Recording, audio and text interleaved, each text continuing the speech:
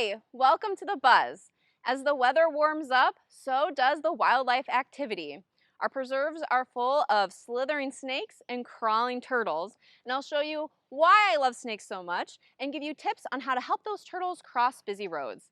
Plus, stick around, we'll check in on our furry, fuzzy, and maybe sometimes a little awkward wildlife babies. Get ready to have some, aw, so cute moments on this episode of The Buzz.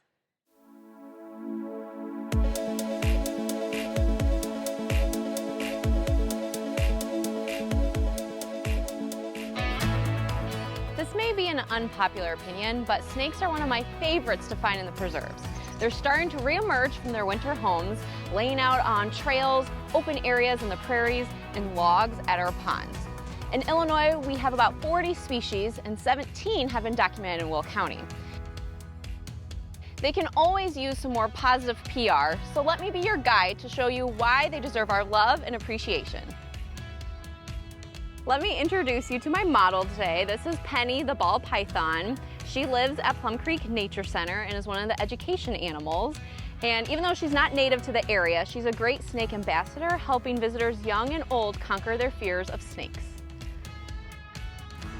Right off the bat, snakes can be hard to relate to. They don't have arms, legs, external ears, even eyelids. Snakes are reptiles, and that means they're cold-blooded. So cold-blooded means they have to regulate their body temperature using the environment. So that's why you'll see snakes sunning on a blacktop trail, try to get their bodies warm. And if it gets too warm, then they have to seek cover to cool down. Instead of fur, snakes and reptiles have scales.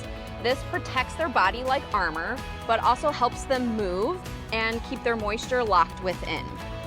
Her scales are nice and smooth, but other snakes may have rough edges called keeled scales, like our garter snakes and our northern water snakes.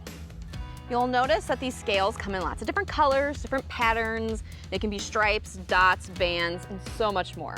A lot of times snakes in our area have muted tones of browns and tans that help them camouflage in their environment. All snakes shed their skin, starting from their head down to the tail, usually in one long piece like this.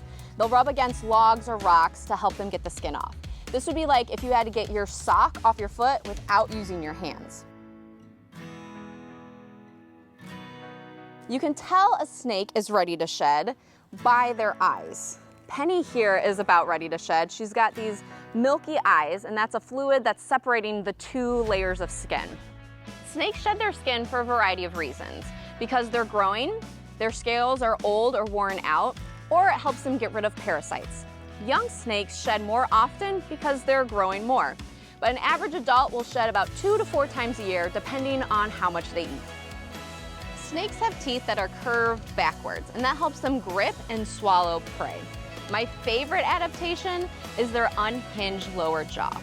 Our jaws are fixed, meaning they can only open so wide, but a snake's jaw is like a rubber band, and it can stretch out to go around the prey and swallow it. Snakes can range from eating once a week to once a year. Remember that they're cold-blooded, and that's linked to their metabolism. So the cooler they are, the lower their metabolism is, and the less they need to eat. Also depends on the species of snake, age, their last meal, and hunting strategy. Younger snakes will eat more because they're growing more, where older snakes are starting to slow down. Snakes are carnivores, and they can only eat something as big as the widest part of their body. So you're not going to see their last meal outlined in their bodies like the cartoons may depict. For the most part, snakes live solitary lives until it's mating time. In the spring or the fall, they'll come together with different species mating at different times. For garter snakes and northern water snakes, they can form these mating balls, which is when the males swarm the females, intertwining into kind of a snake party.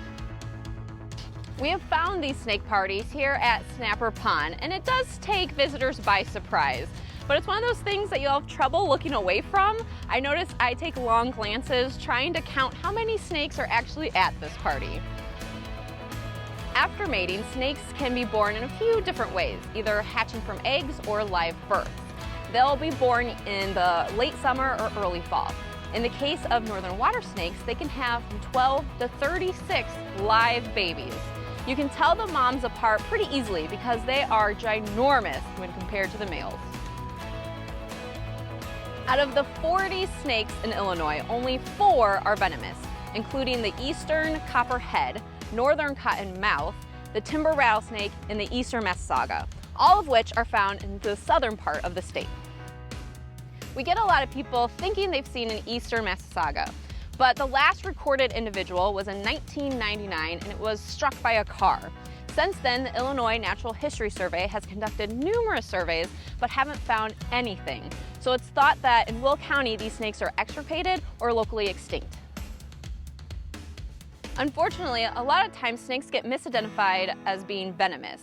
It breaks my heart when I find snakes that are clearly killed for the wrong reasons. 2 common snakes that are misidentified are northern water snakes and fox snakes. Northern water snakes, also known as common water snakes, are very common along our waterways. They can be around 2 to 4 feet long and appear mostly dark, but if you look closely, you'll see reddish-brown bands along their bodies. So it's a great day for snakes. You can see there's one right over my shoulder here. These are northern water snakes, and they can be found in a variety of aquatic habitats like lakes, streams, rivers, ponds, marshes, and they'll eat a variety of aquatic critters like crayfish, frogs, turtles, even leeches. Plus, they'll venture on land to get birds, mice, and even other snakes. So I'm looking along the shoreline plus in the shrubs because, ooh, there was a frog, because there could be hanging out in the branches right at eye level.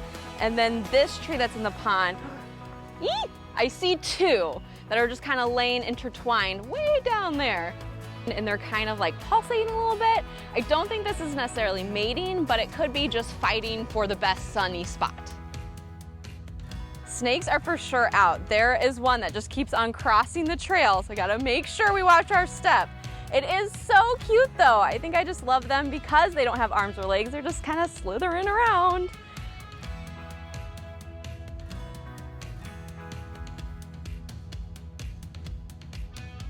Fox snakes can be found in open grasslands like farmlands or prairies.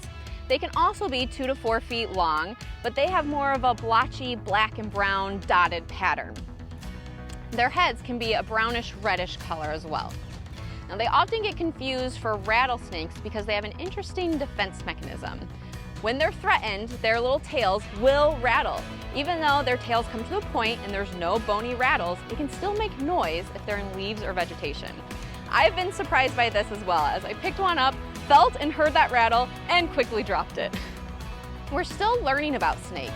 One snake called the Kirtland snake is shy, secretive, and threatened. There was a petition to try to get it into the endangered species list, but just not enough was known about its population. So the district and the Illinois Natural History Survey teamed up to start surveying some of our preserves. These snakes can be small and secretive, so they can be a challenge to find. So we put down cover boards near crayfish burrows where they like to hang out. Once the researchers find one, they collect data. They'll take the measurements, see if it's a male or a female, and they'll put a tag on it. This tag helps identify the individual snake and helps monitor the population. We're gonna tag along with our wildlife ecologist, Becky, as she checks some of our cover boards. You'll never know what kind of snakes she'll find.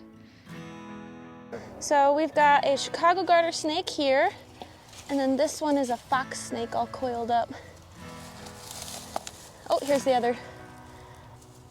Oops, you're all right. Oh, fun.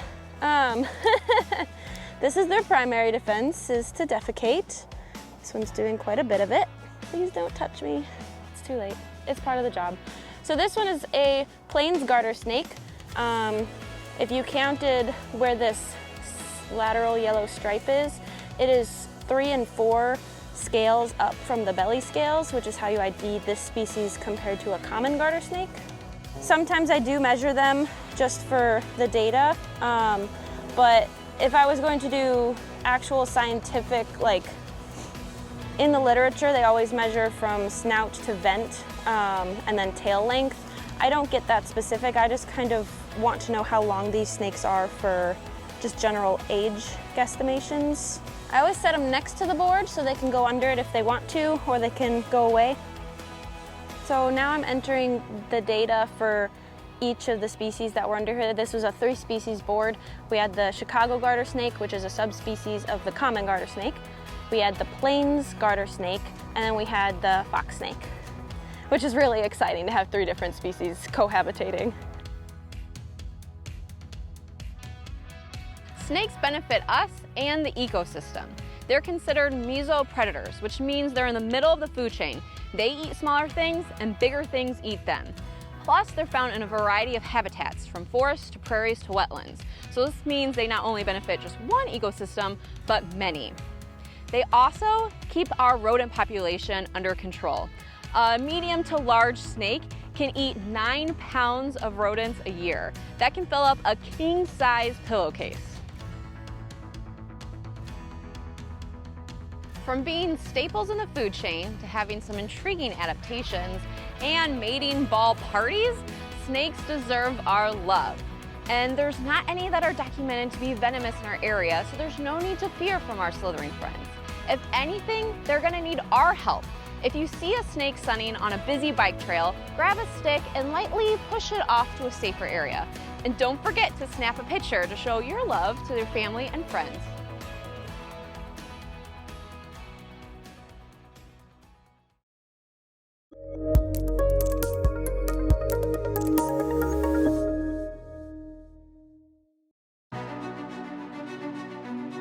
Do you want to do more to protect nature, inspire discovery, and connect people with the great outdoors? You can when you support the Nature Foundation of Will County.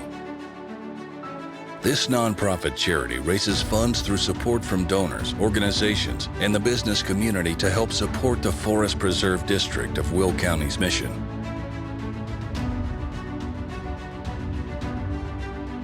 The foundation helps various initiatives take flight. It helps the Forest Preserve secure national touring exhibitions. It pays for new amenities such as campground welcome stations and bike repair stations on Will County's regional trails. It assists with the costs associated with land stewardship, which includes equipment for volunteer workdays and seeding of native plants to restore the land to its original state, which helps enhance not only your outdoor experiences, but local wildlife's as well. There's a lot more work to be done, and we're just getting started. Roll with us on this adventure and become a champion for nature, so future generations can appreciate and explore everything Mother Nature has to offer. Donate today at willcountynature.org.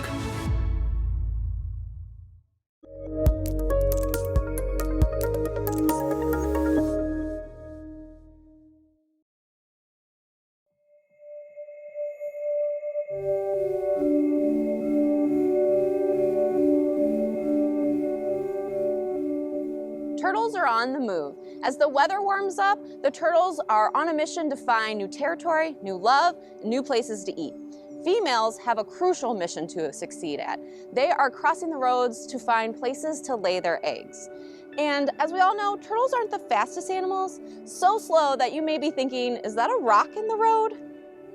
At this time of year, turtles are following their instincts, and a lot of times that involves them crossing the road to get to where they need to be. Roadway strikes can really affect the turtles' populations. In addition, turtles mature slowly and they have low reproductive success due to predators and other factors. So losing a few females to road strikes can really impact their population. Luckily, there are ways to help. Step 1, your own safety is top priority. So make sure you pull over in a safe place, use your traffic signals, observe where the cars are and your surroundings before going to the turtle. The second most important rule is to make sure you move the turtle in the direction that it's heading to. This may seem like a bad idea to you, but trust the turtle. It has its instincts and it knows where it's going. If you try to move the turtle to a different direction, it may just simply turn around and cross again. If you completely relocate a turtle to a new pond, it may struggle to survive trying to figure out where to eat or where to overwinter. A lot of animal welfare organizations are using an analogy that we can all relate to. If you saw a senior citizen crossing the road, you wouldn't just take that senior citizen into your car and move them to a new pond you think they would enjoy. So trust turtles know where they're going. So best case scenario is to not touch the turtle at all. Try to get to move on its own while stopping traffic. Keep going. You got it.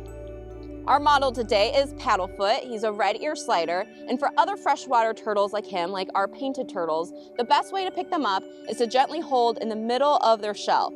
Now be careful, their arms and legs can kick, so it can surprise people into dropping them. If you find a feisty turtle or just nervous about dropping it, another alternative is to grab one of your car mats from your car. Then you can place the turtle on it and then drag it across the road.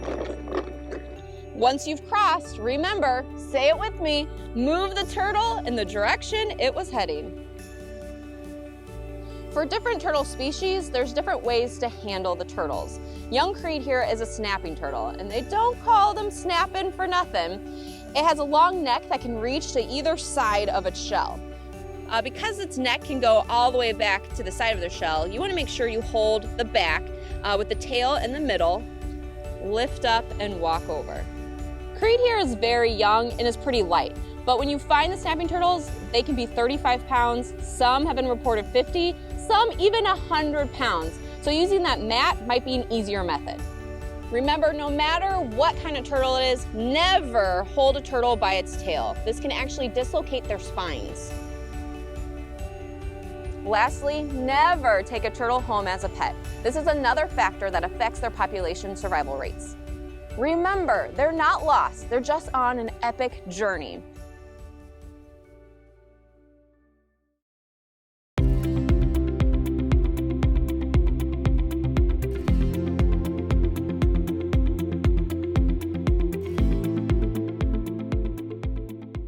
Last month, we talked about all the lovely love songs that were filling the preserves with music. Well, those birds have met their match and have been busy. Now it's baby season. Some are just being born, while others got a head start earlier this spring. But now is the time that we start seeing them more often in nests, wetlands, and even in your own yards. So let's take a look at what we can find, whether they're cute and fluffy, or maybe in their awkward stage. Birds are busy building nests right now, and depending on the species of bird, their nest can look different. They use different building materials, like the robin uses mud and grasses, whereas this hummingbird nest uses lichen, moss, and spider webs to keep it all together. American robin nests are pretty common in our backyards and neighborhoods. Their eggs are pretty easy to identify, being a classic sky blue color. They can lay 3 to 5 of them and incubate for 2 weeks, and they'll be in the nest for another 2 weeks. After a month of nest life, these birds become fledglings. This means they have a fresh coat of feathers and they're ready to try them out. Though they might not be great at flying yet, you'll often find them on the ground. But don't worry, the parents are nearby ready to assist. If you like picnicking in one of our pavilions over the summer, you may notice some barn swallow activity. Like their name suggests, barn swallows don't need trees to nest, but they prefer eaves, beams, and rafters of barn sheds, and yes, our picnic shelters. Both male and females construct a nest together using mud and different grass bits to make kind of a cup shape. They'll lay 3 to 7 speckled white eggs. Once the eggs hatch, the parents are busy. Barn swallows will feed their babies insects caught in mid-air. You may see them around our mowers when we're working on an open area. They'll swoop down and catch any insects that get stirred up. Meanwhile, the robins are busy feeding their babies insects, worms, and berries.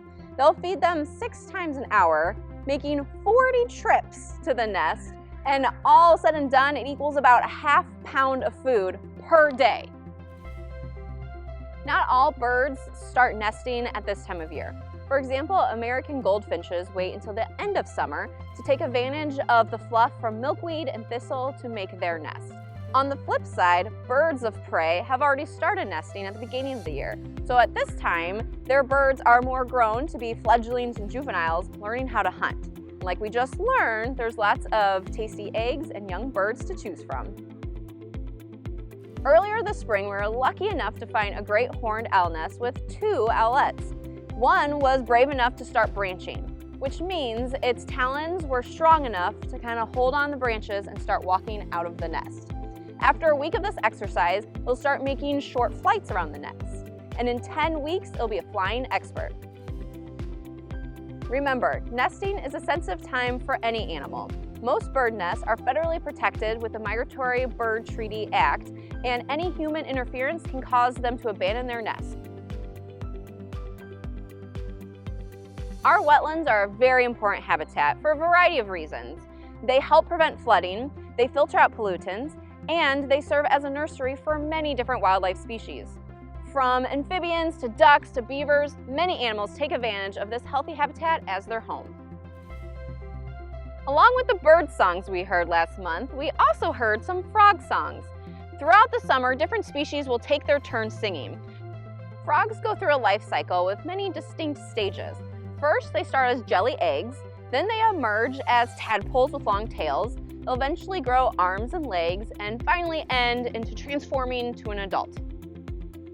Using my net, I caught all sorts of different kinds of animals, but I also found these leaves with jelly eggs on them.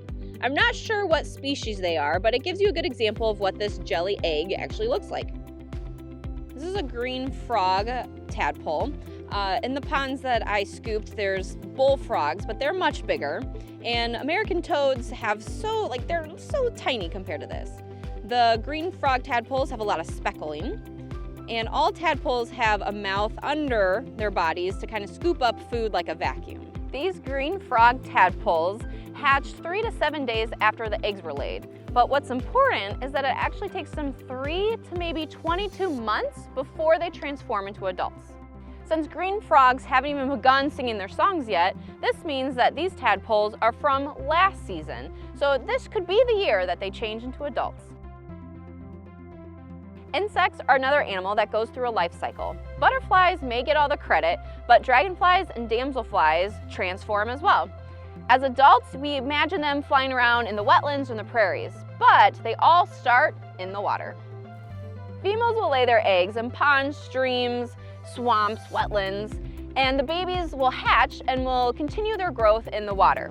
So here we're looking at the dragonfly larva is the bigger one, and a damselfly larva, which is the smaller one, which kind of matches their adult forms. Dragonflies tend to be a little bit bulkier than damselflies. They're still insects. You can tell by they have 6 legs and they have 3 body parts, and they can breathe out of their butts. So the damselfly has external gills, 1, 2, 3, to help breathe, and the dragonfly larva kind of has this little straw sticking out that they can get air from. The dragonfly or damselfly larva will molt their skin to grow. Depending on the species, they could molt 8 to 16 times. That final molt is where they will be transformed and emerged as adults.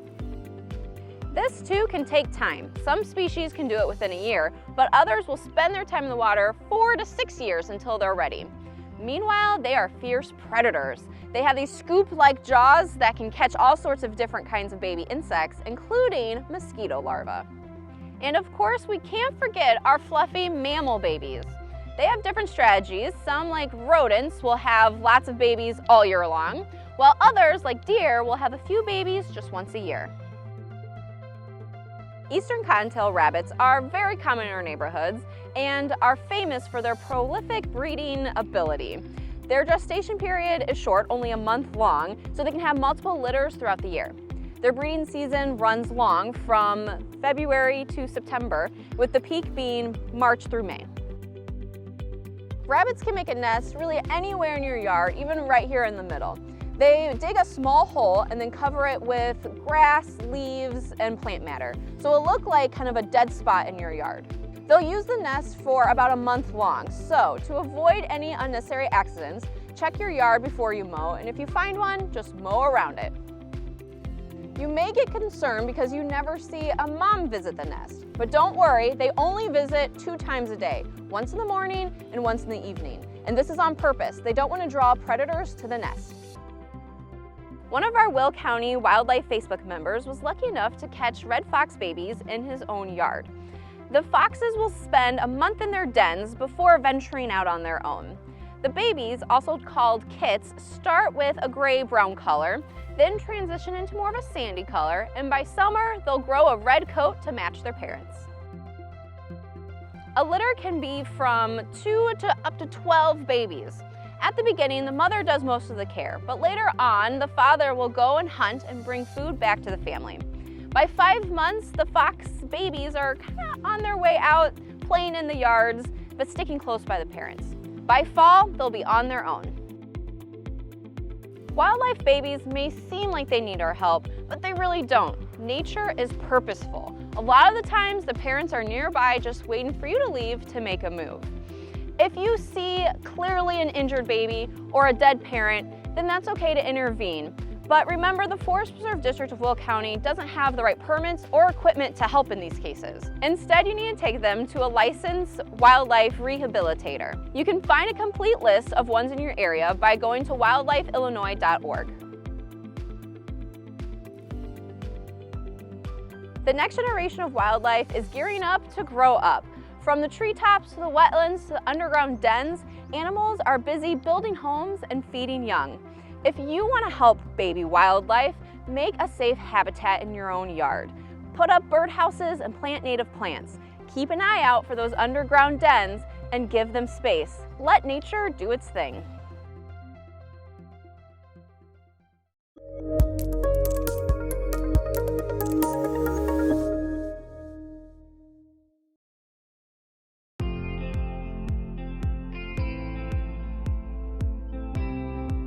Will County residents, these preserves are for you. All 24,000 beautiful acres. It's your tax dollars that support us, so reap the benefits by enjoying the great outdoors right in your own backyard. If you've never visited a Will County Forest Preserve, what are you waiting for? They are all welcoming places for everyone of all ages, abilities, and backgrounds. With 130 miles of trails, there's plenty to explore. Hike with a friend, cruise on your bike, and enjoy the scenic views. Stop by a visitor center, or take to the water at one of our premier lakes. It's our goal to bring people and nature together, and we're committed to striving toward access for all.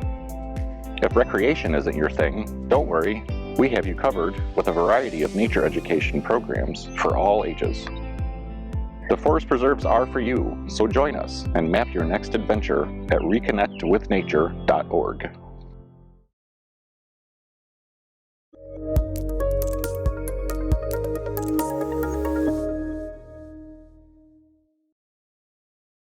From snakes that need our love, to the babies that need their space, and the turtles that need a little boost of speed, our preserves are full of life right now.